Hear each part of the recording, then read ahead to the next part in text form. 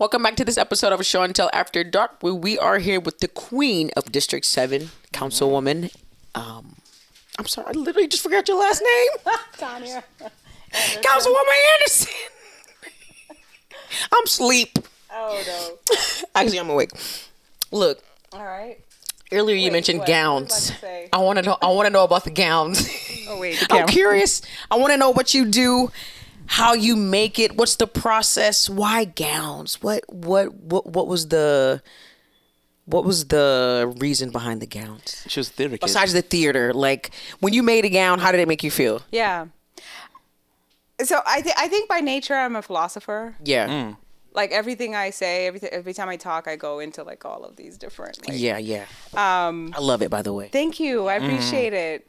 Trust me, there's not a lot of spaces for that. I love it. I'm okay with it being in my head. But Right. the gown thing, honestly, I believe that every woman is beautiful. I love women, and I feel we might love women differently. Yeah. But I understand. We'll be bros today. I'm sorry. Not the fist pump. Fist pump. Screaming. So I feel like society, I mean, as we know, like not to go into the whole like, gender thing or whatever. Every woman of all influences will for the sake of like semantics, I would say, transgender or of any background, like, but woman or cis, or I don't know the pronouns and I don't know like the different categories. So you have to excuse me. I am a Gen Xer, so it's weird for me. No, I understand that. I totally respect it, and I just try to ask before I talk. The point is that for every woman of any influence, I feel that society doesn't make space for us to actually be beautiful in our own way. Like to go into a shop, like so what happened is I worked in mental health, provided as a mental health provider for about 11 years. And then I was like, okay, let me take a break from this. And I had saved some money and I said, let me try entrepreneurship. And I opened a small boutique. And then this boutique, I would start like selling, different clothing for women. And I called it couples therapy. Wow. The reason why I called it couples therapy, because essentially I felt like women should come in and they should self-care. So it had like makeup section, booth. An actual booth. And it actually had like a section where you could actually go and get different like self-care kind of stuff for women. Yeah. And then it also had like a section where you could do photo shoots. Oh, wow. And so it was like a one-stop shop, like a one-stop beauty shop. But then I said, well, what's the niche, right? Like, what do I do in between? Yeah. I went to YouTube University. Hey, that's exactly what it is. I started teaching myself how to sew. Yeah. And I would say to myself, and people would be like, well, what inspired you to make this dress? The question that you ask in terms of design. Yeah. I would say it's the woman, that one woman that came into my shop. That was my inspiration. So I never designed for another, like the same dress for another. If you asked me, I would say no. Because you are your own beauty. That's right. Right? You exuded your own sexuality, your own essence. And so I would design specifically for her body, for her essence, for her beauty, for her stature, for her, energy. And it always fit for some reason. Like I was a reader. I would read. I would be like, oh, okay. Yeah, come back. I almost felt like Edna Mode, because I was like, I'm not very like warm in terms of like dealing with customers, because it's a hard job, right? Yeah. She's on from Invincible? No, the Incredibles? From the Incredibles. So like short glasses, and then I'd be like, okay, darling, come back. Yeah, exactly. You got to get it together mentally. You got to make the pieces fit. Yes, and with the whole like very cold like personality too. And they loved it because they knew I meant well. Right. I'd just be like, yeah, come back. Okay. Right. And then I'd come back and I'd be like, oh, you look so beautiful. Hugs, tears, everything. We're done. Come on. Yeah. It's a part of the process. So it was more of that. And so there was no method to the madness. There was no like, oh, I designed, this type or this season or this inspired me. No, just the woman. What is the dress for? What do you want? Do you want extravaganza? Do you want, haute couture? Do you want, or do you just want to feel sexy? And then I would just go. And I don't know how to draw. So I would just measure the body. And I measure every single, and what set me apart, I think, was understanding that if it was for her, then I measured everything.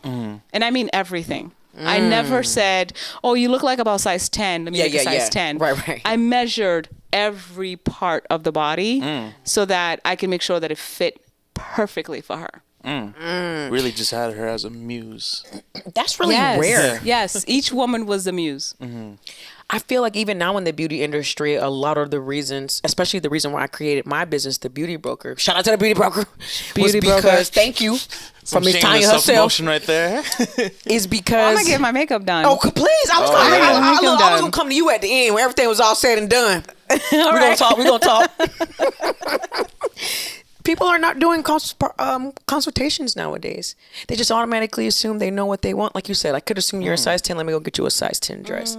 And that's a lot. It's a reason for a lot of disappointment, a lot of negativity, especially in the beauty industry, because most of us are minorities. They don't really research us until they want to sell us a new product, and a lot of them have toxic ingredients in them. So that is like the base to me of any business is, this is my client. What do they want? How can I get them there with my personal expertise and not skipping any steps? I think that's really important. But let me ask you this: how did theater? How does theater play a role into even your job now as councilwoman? I was teaching myself how to sew so I could we could repair those cheap things you buy from China. And so, sorry, we love you, China. We love China. We do. We love you, China. And so I was teaching myself. Yeah. And so, those people that watch, just a quick, like, this is totally off topic, but those people that watch like telenovelas or like Brazilian or soap operas or whatever. Yeah. I watch Chinese soap operas. Interesting. Yes. Are they good? So good. Really? Bollywood and Nollywood and Hollywood got nothing on them. It's amazing. Yeah. Really? Yes. Did you watch it in Mandarin? Yes. You did? You read subtitles. Right, but still, right. But it's not good if you're not listening to the Mandarin. Like, you have to listen. Right. It's amazing. Interesting. I know. Language is a total different thing. You love it, don't you? I love it. Absolutely love it. But anyway, the point is that I would want to repair those errors or breakage or whatever. Yeah. And when a woman would come in and they'd be like, "Oh, I was looking for therapy for me and my husband," and I would say, "Oh, this is a store." Really? Like, I used to work in mental health field, but this is a store. And then she would sit, or someone would sit and like cry out their problems, like because I did have like a settee, like like sort of like this, but different.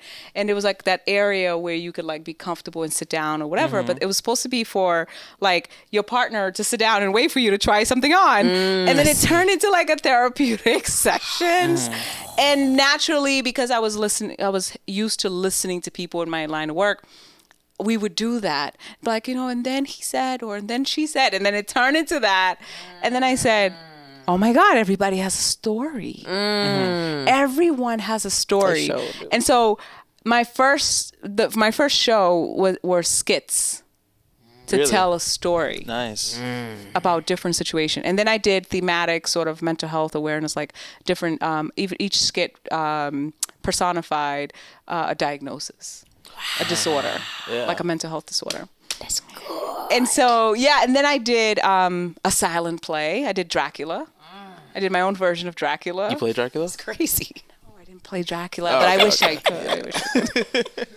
What made you even think of that? What? I was a Bram Stoker fan. What? That's crazy. Yeah. No. Well, Dracula to me, was still like, how do I do it? And then, bring that kaleidoscope of color and infuse it with fashion. How do I do that through this fashion thing that I'm learning, right? That I'm teaching myself.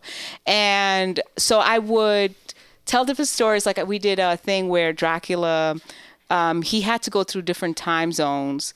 He traveled through time. He figured out how to travel through time, right? To not that he lived so long and now he was like 2,000 years, but that he went back in time to find the different herbs and stuff for the antidote to revive Mina. Remember, she killed herself. I ain't never seen Dracula. I ain't seen that. Okay, I'm done. Can we just... Next question. Wait, that's really So you don't listen to like scores from gore movies? No, piano playing in the background. No, Goodness. Next question. That's good. Can I ask you? So before we took our break, we were talking about. Bring it back. Sorry. But we were talking about that incident that got like a bunch of news articles about. Yeah, which one? The phone stealing. Like which one? Oh yeah, it's true. multiple. But because of that, I want to ask you about your relationship with media. Like, do you think media treats you fairly or treats?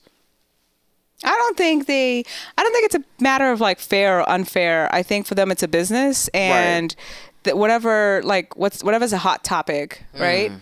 Whatever's a clickbaiter, whatever flips the pages. Like I think that they do sensationalize it. And I've noticed that like most media or reporters that have interviewed me are very accurate, but what they do is they take things out of context. So they don't explain it, whether on purpose or not. That's yet to be known because God knows best. But when it's out of context, you're like, oh, wait, it's not that the police didn't recover her phone. It's the phone was recovered, but the police didn't do it. And the way they write it sounds like the police recovered it. But then you're like, oh, no, it's actually because people emailing me like, oh, you never been on Mass and Cast. How dare you? That was your first time. You're a city councilor. You should know about that. And I'm like, I'm there all the time. In fact, I used to work with this population. But no, it's not that. It's more like, oh, someone recognized her that knew her and brought back her phone. And so they don't put things in context sometimes, and that obviously, sensationalizes the story more. Oh my God, counselor's phone got taken or she got, what do they say? What they say? Robbed. I don't know. Yeah. I don't know. Whatever they said. Robbed, robbed or Do you get crazy emails all the time? I get emails. Not all the time. Lately it's been slower, or I've cared less about the crazy ones. I've gotten death threats. I get racist tropes, like people talking nonsense, take off that damn scarf, stuff like that. Go back to your country. That's a good one. Or terrorists. Like I get that too. Really? Yeah, I get different stuff. Yeah. Why do you think your name gets the click? I think because like I'm very straightforward, and for example, like when you're advocating for a topic, like when you're advocating for budget for a specific population, you have to be very intentional on what that means. If you're talking about equity, it's racial equity specifically, because we know that there's been specific groups that have been more disenfranchised, or communities that are historically disenfranchised. So that you have to prioritize the most vulnerable. Yes. And so intentionality means that we're very clear and transparent on who the priorities are. And so I'm very clear. No one in Boston, I think, is confused that Tania, Counselor Anderson, is all about racial equity. Like everyone understands that by now. If you were to ask any counselor, or if you were to ask anybody, like, who's the counselor who fights the most for racial equity? Like Counselor Anderson, like that's so evident at this point. So I think because of that, because I'm always like, okay, but how much are the black people making, and how much are white people making, and how much are Latino people making? Like, because I want fairness, because I'm looking for that equity all the time.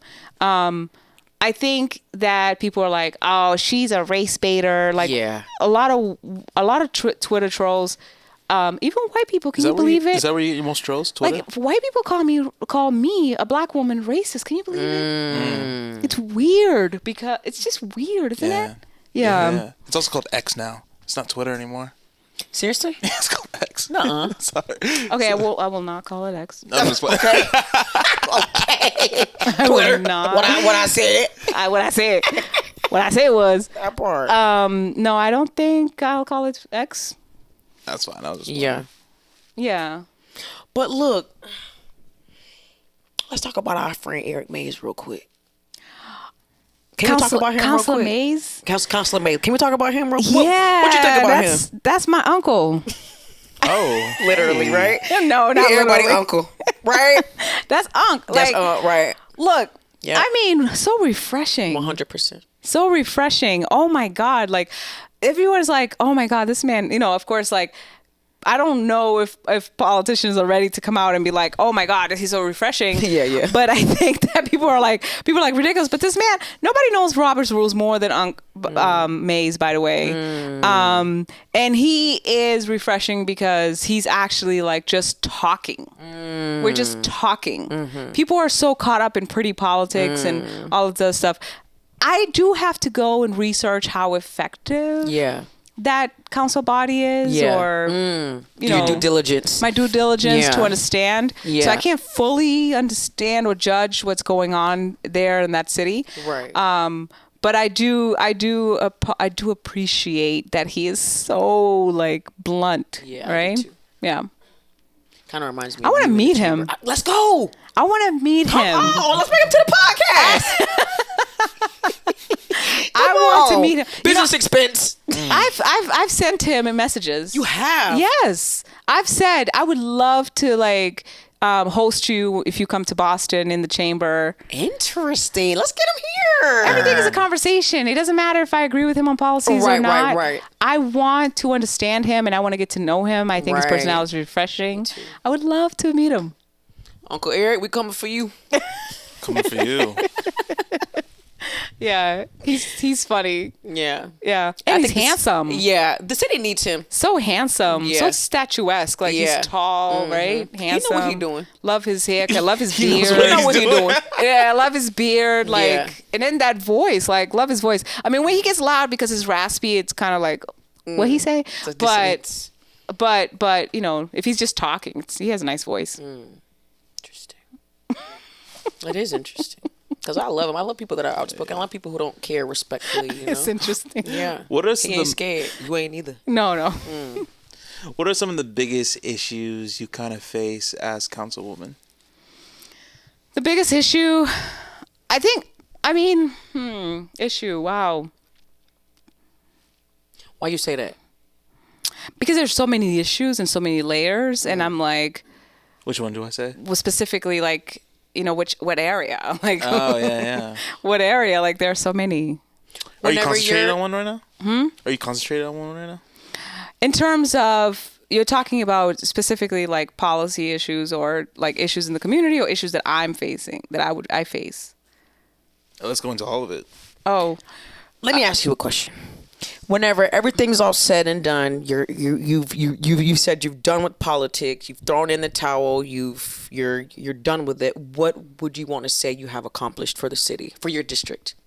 For my district, I would say that I advocated hardcore 2 years in a row as chair of Ways and Means, as the first Black woman as chair of Ways and Means, to bring a lot of money in capital. Although the mayor is the one who allocates. Yeah. But I'm in the background advocating, meeting with her, conversing and talking about the issues in District 7. And in this budget, was able to advocate for $300 million to come to my district. And so not only that, but like the previous year was close to 300 million as well. And then, just aside from that, there was ARPA funds that we had to like look over. And I was able to also mitigate through conversations and advocating with the mayor. And she I was able to actually bring a lot of money of ARPA funds. We're talking about youth jobs. You're talking about LGBTQ money for grants. We're talking about $600,000 for returning citizens, money for the Black Men's Commission. I put money in housing as well, art corridor, revitalizing business corridors and districts. Also created the rent-to-own. I created a rent-to-own program that turned into an RFP and hopefully development. I was able to, the app that I told you about is going to be launching in December. Oh, so nice. it's coming to fruition? It's coming, yeah. Oh, yes! I created a software. I hired a software engineer, and we created a software to actually build out constituent service, but actually to populate transparency, like basically constituent service. You'll go to a website and you'll be able to see in real time what's happening. Not just at 311. 311 has their own app, but in my office we get our own, and that needed to be put on a dashboard as well. I also created the school, school youth employment partnership. Yeah. I also, along with my council colleague Julia Mejia, we passed, and Brian Worrell, we passed the. I met Brian before. Yeah, he's dope. We created the reparations task force. What does that do? Sorry? What does the reparations task force do? The reparations task force, basically, they have put together the RFP. And the RFP then has to contract a consultant that does the study, like legacy of slavery, transatlantic slavery of Boston, or Boston's responsibility in that, and of course make recommendations for reparations. Is when people are thinking about reparations, like how likely does that look like it's coming?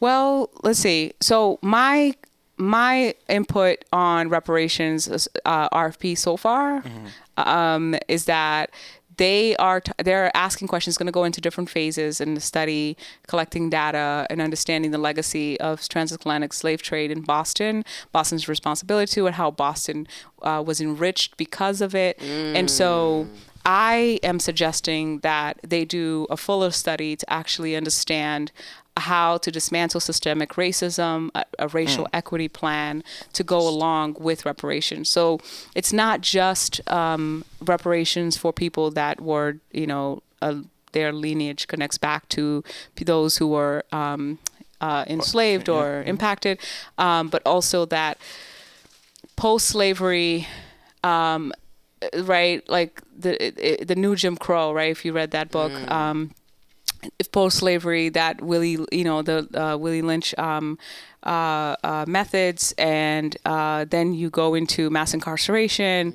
I mean, we can go on and on and on, right? But like redlining, busing, urban renewal in Boston, there are different systemic, oppressive, or racist things, the practices that have taken place, failed policies that have actually led us to building up this super racist system that exists in Boston. And people will be like, "Oh, Boston is not racist," and then they'll call me racist for saying that. Boston is not racist, and then they'll be like, "Okay, well, yeah, but the system is super racist because the fire department is like 70% white. But Boston is not. Boston is almost 75% people of color. So it's like, that disproportionate, like misrepresentation. And so, or that, the average black home is worth $8, right? Yep. In comparison to their white counterparts, like all of those different data that shows you that black people are not making the same, even when they're getting the same jobs or the same education. All of the studies that's come out, all of the housing and the wealth gap, or the housing needs, or the lack of owning lands, or can't pass down generational wealth. The fact that there are health inequities, that black women die here in Massachusetts still from childbirth, like all of these different inequities that exist, and because systemically say that it's because systemically that we're in a practice that we have to undo, right? And it's going to be a practice that will propel itself, and it's going to be slow, and we evolve into a new thing, a new practice, a new system. Still, there are policies and programs or supplemental programs like reparations that have to be implemented to undo all of that harm. We are in a place that we can actually get a solution, or at least a study to understand the responsibility, what Boston, the harm that Boston did historically, and now we should study its true state of affairs today, of conditions today, to say, okay, systemically, what is racist? Why are our social determinants of health, or Black and brown families, or poor whites social determinants of health compromised? Why? What is perpetuating gun violence? What is doing that? Well, let's see, because your social determinants of health is compromised. So maybe it's housing, maybe it's situational depression, maybe this kid goes home and there's no safe space or real ventilation where they can do homework. Maybe they have a comorbidity. So their health, or maybe in their environment, they can't go outside and just go for a walk. So they don't get exercise. Maybe they're about to lose their housing. Maybe mom doesn't have a job and now I got to go work. And now I'm thinking, and maybe I can go into black market and do some other stuff so I can make some money on the side. And so that in itself, we have studies that shows that the direct reasoning, or the direct cause for gun violence is racism. We have that study. Boston Public Health Commission published it, and then they came out with the Health of the City study that showed, in a few years back, we were 30 years, but the gap between Roxbury and Back Bay, that Roxbury dies 23 years today sooner than our white counterparts in Back Bay. That's wild. And that's just a mile away. So that's so wild. Why is Boston racist? We're not talking about the people. Yeah. We're saying, look, systemically, you are oppressive. Systemically, we have a responsibility, and we are not supporting the most vulnerable. We are not actually building true equity. We are not actually transforming this thing. But I think that there are a lot of good programs. The mayor has done a lot of good things, in terms of Office of Returning Citizens. There are a lot of good programs, and then the council, myself and Council Lujan, we moved money to increase the budget of Office of Returning Citizens. So there are a lot of programs, but my job is to speak the truth, to look at the data and say we're not there yet. So if I advocated, for example, say that we needed, let's say that we needed $3 trillion to undo this harm. Say that was the case, but you put $1 billion. Say that the mayor or the governor or somebody put $1 billion. Isn't my job to still say we're still short of $1 trillion and point blah blah blah blah blah? That's a nice way to put it. Yeah, that's still my job. Yeah, and so it's not oh, she's ungrateful, oh, she's against the mayor, oh, she's this, she's that. No, it's my job is literally to look at the numbers and to understand the need, and to say we gotta do more work. Come on, we gotta do more. And so I'm an optimist, really. I'm looking at the opportunity to create a better society, to build quality of life. Yeah, we can get it done. I believe that. This is, if not the first, the most. This is the second richest city in the country. Wealthiest. Man, I believe that. And I see it. Before we get into some more personal and fun questions. Oh. I just want to ask you more what is your exact vision for the community, for policies you want to put in place? What is the vision? What are you trying to completely accomplish, if you would to tell somebody that? To go back to your question about what's my top issue, my top issue, of course, is housing. People got to live, people got to eat. That's right. Right? We got to live, we got to eat. And so housing, to me, is ideally, if I could dream, if I could have a wish, you're saying, I would like the city of Boston to borrow from bonds enough in a fiscally responsible way. Maybe it's in phases, right? Where we every year are investing more and more money into closing the wealth gap by creating affordable home ownership, not just rental, but also adding to that housing ecosystem. That means that we would come out outside and we would have, safe green spaces, that we could have jobs and workforce development for our youth, that we are building ways to get people of middle class to be rich, that we are getting people of lower socioeconomic to be middle class. Like we're pushing people out of these levels, and we're transitioning people so that everyone could be afforded that quality of life that we deserve. Oh, that's a beautiful answer. There are other ways too. There's, I filed for a life insurance study.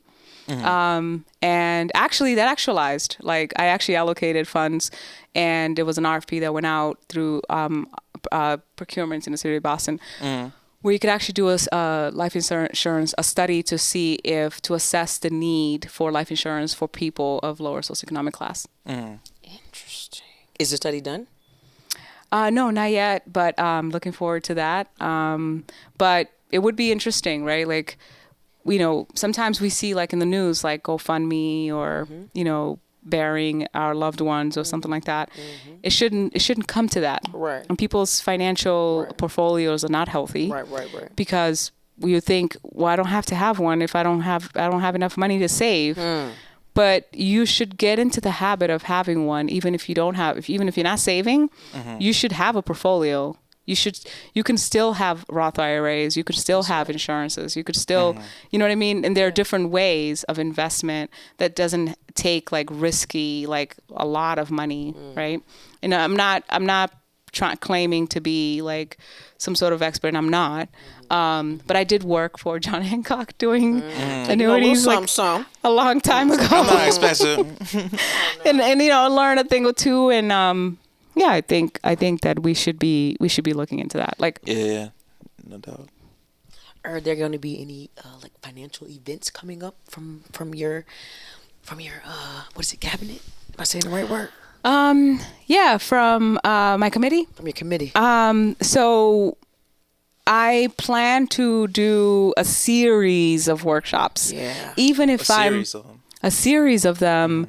To build continuity on, educating ourselves about the city's budget, and how to navigate it, how to advocate for our needs. I think that, every term, the person who's voted in as council president is the one that nominates us or assigns us a committee. And so I may not be chair of Ways and Means again. Hopefully I am, but if I may not be. I see. Right. But still, it doesn't mean that I can't navigate it the same. Right now, as it stands, out of my colleagues, I am the council that knows the budget the most. Oh, nice. How it works, how it functions, where the money is, like, I know. And so why not give that back to my community? And I've started to do that. And I think it's like a series, because you can't catch everybody. It's 80,000 people, maybe about 60,000 adults. You have to put in maybe about 50,000 adults, I think. You have to put in the work, and you have to build it up. Like after I teach you about revenue, I got to teach you about capital, I got to teach you about operating. So it takes a series, and then I have to do that continuously so that I catch people that are not coming in. Yeah, no, that makes sense.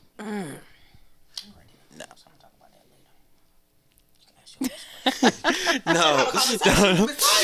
Y'all get all the serious questions out. All the serious ones, yeah. What were some of the things that we were talking about on break that was not captured on camera? One was unconditional love. You think unconditional love exists? Yes, I do. I do. I think, how deep is deep, right? Like, I think, my goodness, I think unconditional love exists. First of all, the purest of, obviously, from our Creator. This is my personal belief, right? Yeah. But humans can exude it too? I think that humans can do their best to practice it. Okay. To the best of our capabilities. I think that we are limited in our physical form. And so to say that something is unconditional when you technically are attached in many ways is odd. Yeah. Because there's some level of attachment, whether physical, because we have like different pleasures and sensations and different things, and that we claim that it's not conditional, but to some extent, whether psychological or physical, you have to be attracted. So those are conditions too. So I agree. I agree. Do you think like because I think when people say I'm trying to be careful, like when people say like unconditional love, they think like a mother's love for their child. Mm-hmm. But can you have that for say like a significant other? Yeah, I think there's only one love. Mm-hmm. I think there are many emotions. Ooh. But I think there's only one type of love. Explain that though. Like, The only true love is the love that is merciful, love that is respectful, love that is compassionate, right? If you love, you respect me. If you respect me, you are patient. If you are patient, therefore you're compassionate, right? Because compassion is applied patience and time, right? yeah. And so that's... I'm listening. And so that's the love from a mother to a child. That's right. And that's the love that we learn then to our moms or our dads, right? To our parents, or our siblings. It's the same love. Love is love, right? You've heard of that. And so, but then sometimes love can be, you can add infatuation. Love, you can add lust. Yeah. Love, you can add possessiveness. Yeah. Obsession. Like, there are different types of emotions. Does that make it less love? Oh, that's a good question. If those emotions in time and if you're role playing, then no. But if those things get in the way and compromise the conditions, like how conditional you are, then of course. Because then if you're obsessive and it becomes subjective, it becomes about you, right? Or you're codependent, it becomes about what I need and I need and I need. And that person is like, but I need space and I gotta go this way. Yeah. Then that's totally subjective and selfish and not about that person, definitely conditional. And so, yeah, those emotions can compromise. Again, love is love, one thing, not compromised by the other emotions. Like, because what did you say to me? You said something along the lines of like, to love somebody means that, or at least to have unconditional love means that no matter what happens, you want them to be happy for themselves. yes. Did you say that? Okay. Yeah, I said that. What about it? No, I was just making sure that's kind of what you were saying. No matter what, So like, no matter what happened, you want them to be happy. For example, say you love someone and they cheat on you. And you said you love them unconditionally. Yeah. And they cheat on you, so you say, I don't love you no more. Come on now. It's not unconditional. Well, Is it? Well, What do you think? You can choose to remove yourself from a harmful situation. Right. But the love doesn't go away. That's right. Oh, okay. Yeah. You still love that person. Yeah. And then you still want good for them. Right. And you don't hate them and you don't want revenge. Oh, okay. That's love. But if you're like, oh, you cheated on me and you can... Well, now I'm gonna break ruin up. you. Now I'm going to do something. You want to hurt them. You want to make them feel how you feel. Yeah. That's not love. Conditional. That was never love. That's that right. wasn't love. What do you think about falling in love with potential though? Well, hold that question. Go ahead. The other thing too is like, don't confuse how you compromise your position or you pave your way to hell based on someone else's resolve. Don't confuse that for that's what they deserve. Like, that's you compromising yourself. That's right. That's a reflection of what you feel about yourself. Compromising yourself and no self-dignity and no self-respect to go and cheat too Or Yeah. because you know what, you taking yourself to hell, I'm gonna take myself to hell too, because I'm gonna get you back, because that's Yeah. what you deserve. No, you're saying that's what you deserve. Oh yeah. So I yeah. think, you know what I mean? I think people like the mind plays a lot of tricks on us, and we're easily trying to compensate for that that hurt in the moment. Yeah. What was your question? I forgot it. Oh no. I said, is it love if you fall in love with someone's potential?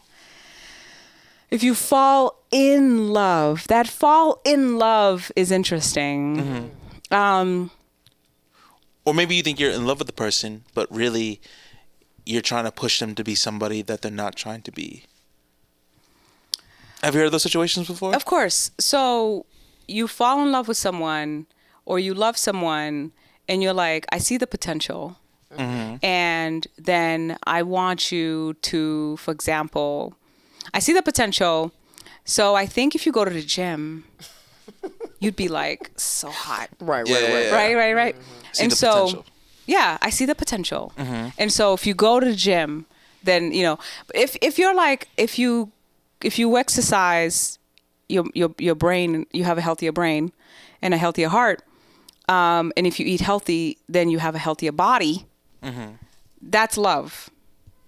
That's love, because health is health. But if you're doing it for superficial, like vanity, like superficial emotions, like, oh, I prefer a man with muscles and I see that potential, then that's vanity. That's not love. That's not caring about you because I want you to live a long life. I want to invest in you. I want to develop with you. So I want you to be healthy.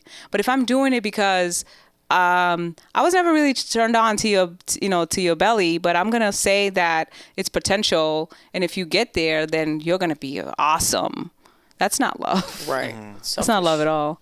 In fact, like I personally, like I like a stomach for some reason. Like I like, You dad bods? I do. I like dad bods, right? So like if I like that, right? Yeah. That has nothing to do with anything. Yeah. You know what I mean? That has nothing to do with your health or anything like that. Right. And so I'm not going to be like, oh, I think, no, I like dad bods. Some people don't, but don't try to shift me into something that I'm not. And then say, I see your potential, so I'm investing in you. No. How do you benefit from me today? Right? And you making these excuses about what I can become tomorrow. No, this is who I am. And as long as I'm making responsible decisions with my eating habits or stuff like that, I want to have a real conversation about health, but I don't want to have a conversation about you wanting me to have a six pack. Right. And that's my potential. I may never have that six pack, even if I eat healthy. Right. So When you talk to young women today, I don't know, like, because I know you were into mental health and everything. But do you talk to a lot of young women today, and do they talk to you about like kind of like relationships and why they into relationships, and do you see like where they go wrong with like some of their experiences? before, yes. Like now, no. I don't have any time. Yeah. I really don't have any time. Like if I'm not on the show, I'm probably answering emails at night. So like I don't have any time. But yes, before, yes, especially when I had the store, I've built a lot of friendships over the years where women come and talk about their relationships. Absolutely. And I love to listen. So I've gotten to know a lot of people.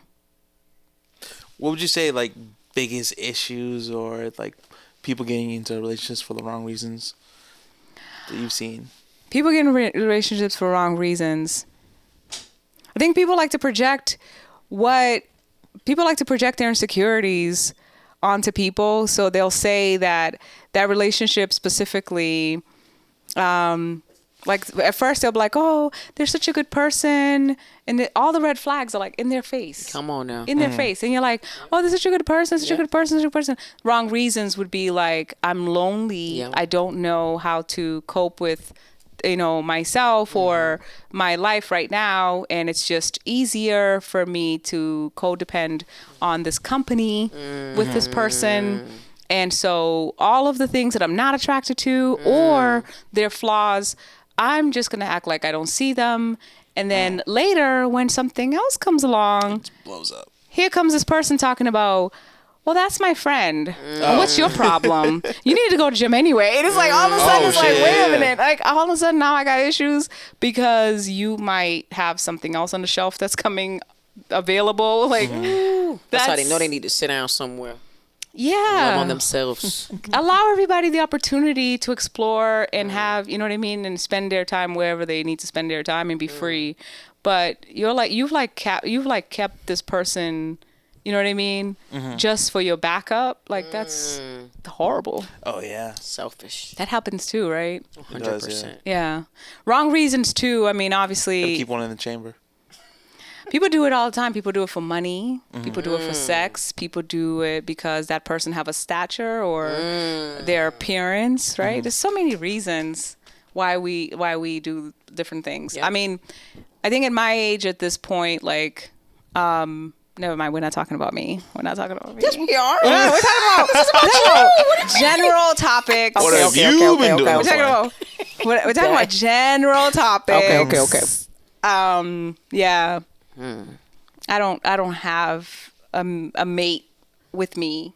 So, and I haven't had one in like 10 years. So 10 I don't, years, okay. yeah. So I don't, Are you taking applications? no. Focusing on the committee. All right, just gotta let the people know. Don't hit her up for that. I'm married. You are? Yes. Oh, I knew that. I didn't know that. I'm sorry. You were married? You was married now? I was married. We're gonna cut that out. Stop it. Stop getting me in this character that I'm not supposed to be talking like this.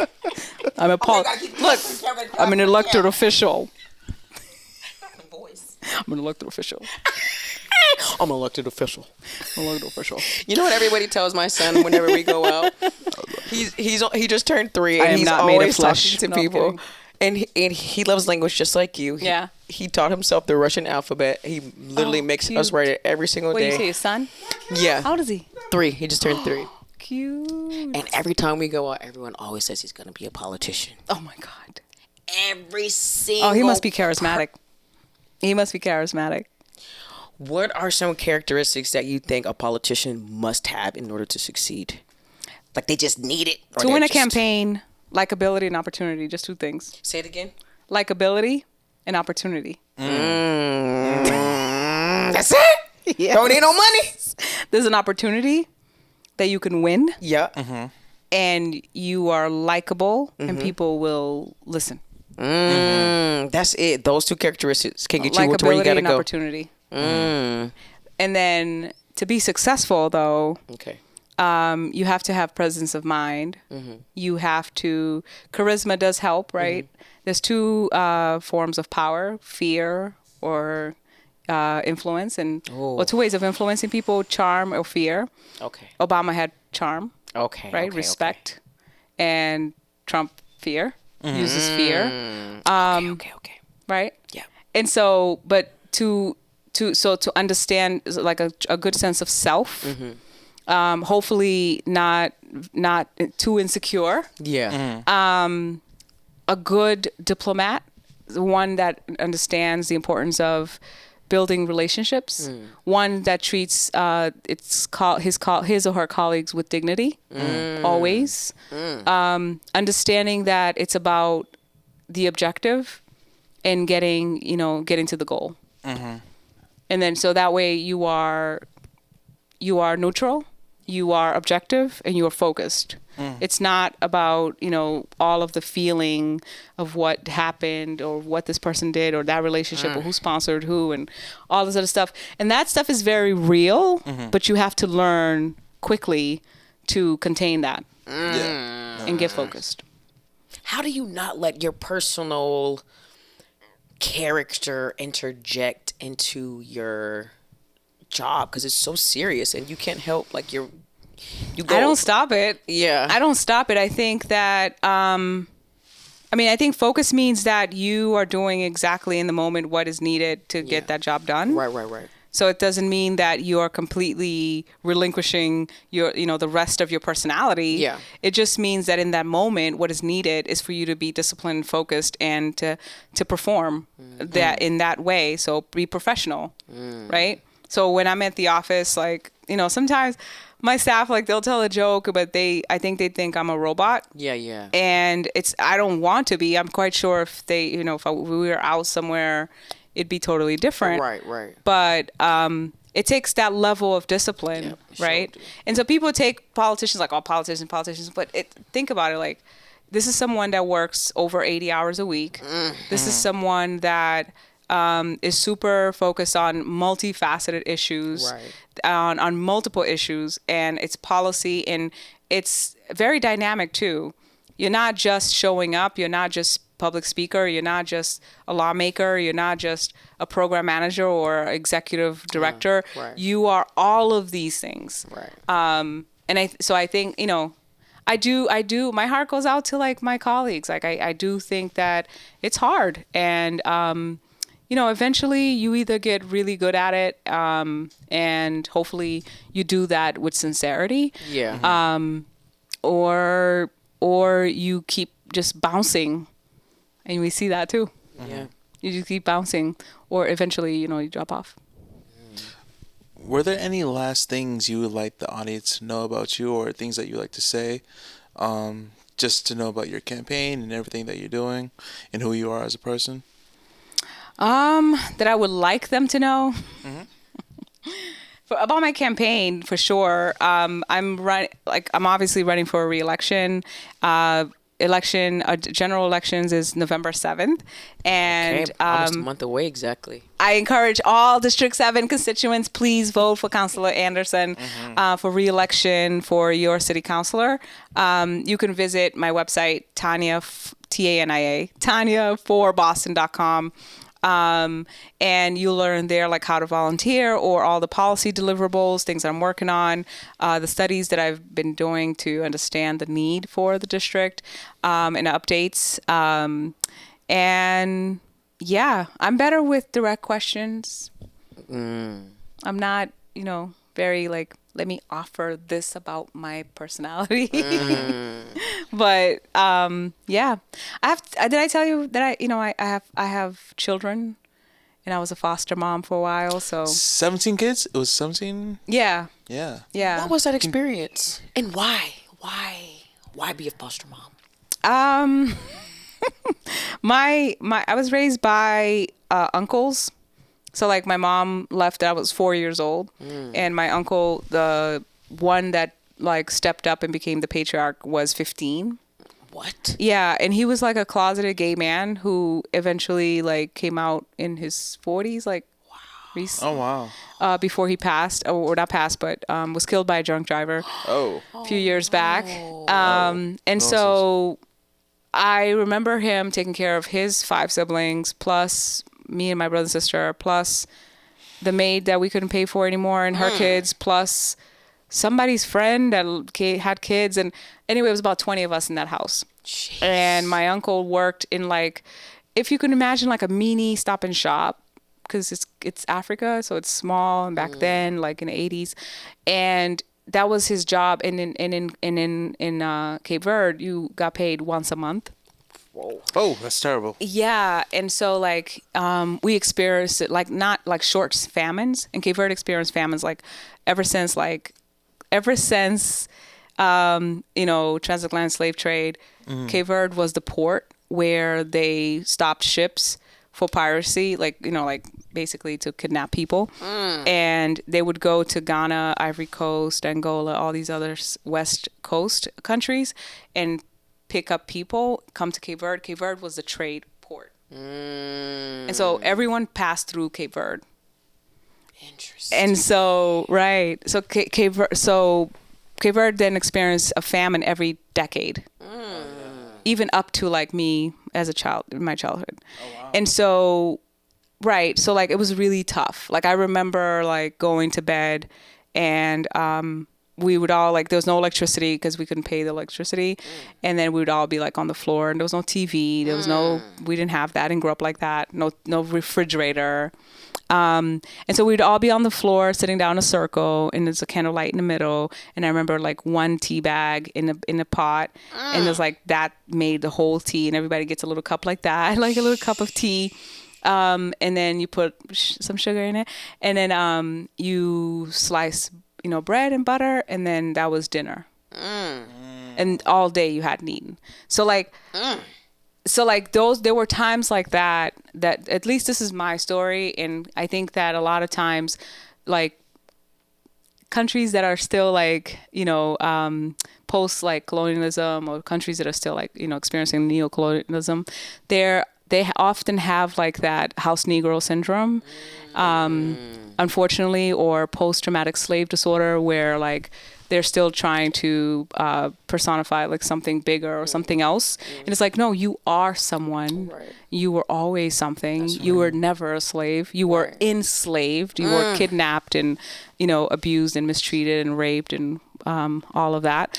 And so I feel that, especially with countries like, that are mixed, like countries like we're Black, but countries that have like that were colonized, they tend to like assimilate to their colonizer. They tend to say, no, I'm not Cape Verdean, or I'm Portuguese, or I'm not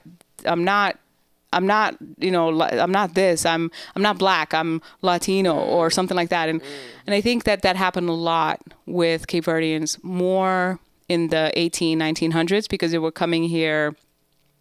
On their passport, it said they were still under colony of Portugal. It would say Portuguese, and they were coming here in the ships for jobs. So if you were white passing, you could get a job. You could get on that ship to get a job, right? And so it was hard for Cape Verdeans, I think, to transition out of that and to start accepting, no, you're Black, and to start self-love and self-identity and understanding who we are. And so all of that happened, and then fast forward to the 80s, my mom leaves, and she's like, a young woman, like 20 or 21, and she has 3 children. She leaves 3 children behind. I'm 4, I'm the oldest. So my sister was the baby. She was only like less than 1. And my uncle, who's 15, is working at this little Stop and Shop type of store. And I said Stop and Shop so you can understand that it was small. And he's getting his little check once a month.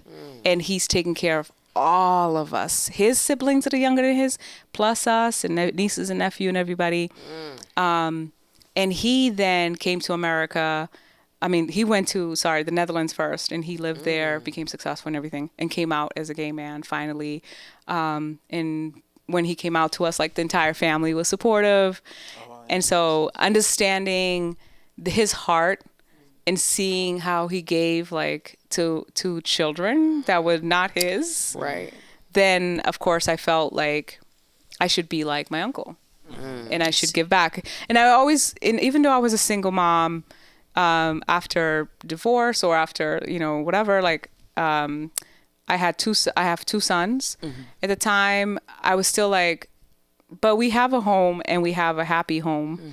And, it's like, you know what I mean? It's fully furnished. Right. To me, that was a lot comparison to what I grew up with. And so I wanted to share that with more children. Oh, yeah. That's beautiful. That's beautiful. Yeah. Thank you for God willing. Thanks. That's crazy. You got a crazy story. Is it crazy? Yeah. Is there anything else you want to say? Or is there anything else that you think people should know about you that maybe they wouldn't know by looking at you, or by listening to an interview, or by reading a piece of media? Is there something that you think people should know about you that they don't? I only want people to know what they want to know. Okay. I like that.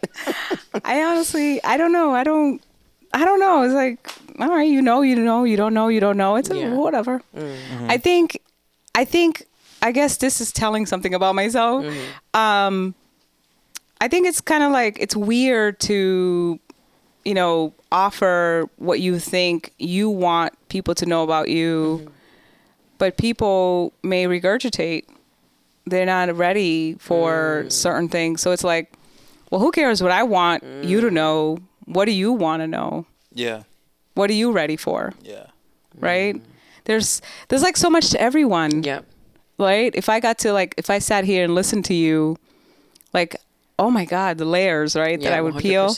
Yeah. So like, I may not be ready. So I'm unassuming. I don't want to like, I don't want to assume somebody wants to know what they want to know. But like, I guess it's weird, right? Like who's watching, Right. and why do they want to know what they want to know? I don't know. Mm-hmm. I have lots to say about my sons. They're amazing. Like, Can you know what I give us mean? something about them? I think my best accomplishments. My best accomplishment by far, like my sons. My 17-year-old is an artist as well, but he's like a super genius, and he's like high honors everything. And he's always been like that. I'm super proud of him. He's like self-disciplined, like he counts his calories and his macros and all that stuff. And he goes to the gym, and I just be like, "You want ice cream?" And he's like, Do you know what that's made of? yeah. He's like, I've reached my limit for today. And he's like super good about it. They do their own laundry. They take care of me. They cook. They'll, you know what I mean? They'll go nice, out in the yeah. backyard and they'll grill stuff. Mom, do you want to? No, don't order today, or don't cook today. That's what they be saying. Yeah. Wow. My kids are like crazy. amazing. Thank God. beautiful. Like, Yep. and I don't know. Like, my older son is, you know, he's already gone to college, and he did really well. He's a good boy, and he's a U.S. Marine. Oh, I'm nice. super proud of him. And he's strong, like, you know, like he's, you know, I'm a single mom, like, you know what I mean? Single mom producing Marines, shoot. Well, come on now. Goddamn Marine, no sir.